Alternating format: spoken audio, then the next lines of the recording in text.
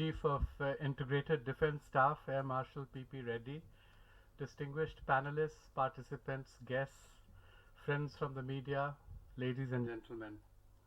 Good morning to all of you and welcome to the 18th Asian Security Conference. This year, the conference is devoted to cybersecurity. It covers 6 different facets of cybersecurity: the global cybersecurity environment, the international and regional responses to cybersecurity challenges, non-state actors and cyberspace, securing strategic critical infrastructure, cybersecurity and the digital economy, and the role of the military in cybersecurity. A final session is devoted to cybersecurity futures. We have here 30 speakers from 70 countries from 5 continents addressing these diverse issues. The Institute had published its seminal task force report on India's cybersecurity challenge in March 2012. The chairperson of the expert group, Dr. Nitin Desai, had distilled the core messages of the report under 4 or 5 broad heads.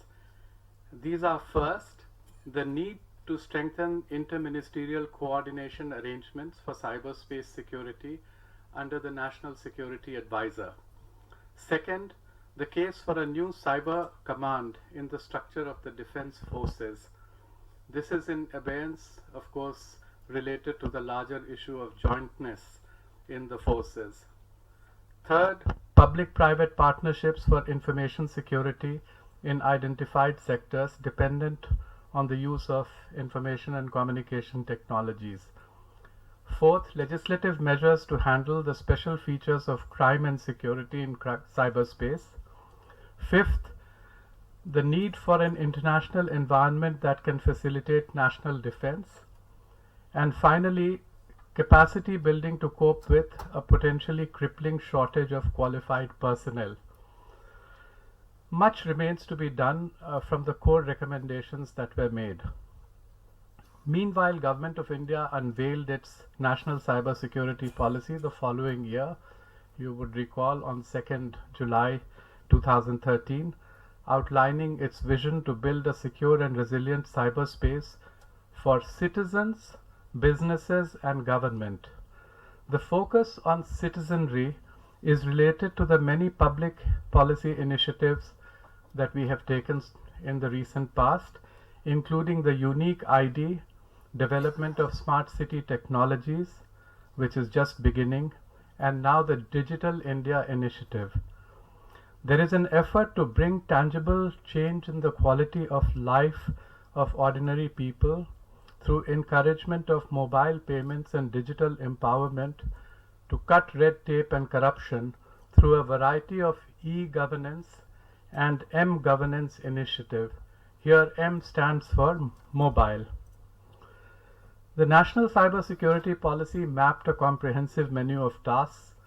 There were 13 of them, but the most important ones were creating a secure cyber ecosystem, encouraging open standards and strengthening the regulatory framework, creating mechanisms for early warning, vulnerability management, and response to security threats, protection and resilience of critical information infrastructure, and these would of course include energy infrastructure, research and development in cybersecurity, creating cybersecurity awareness, something in which our institute can plug in, developing effective public and private partnerships, and finally, information sharing and cooperation, including with other countries. This conference is a step towards the last mentioned objective. A major goal for us is to increase public awareness of the risks that we face today. In a broad sense and in a language that is comprehensible to non-technical persons, cyberspace is where information technology and the electromagnetic spectrum come together.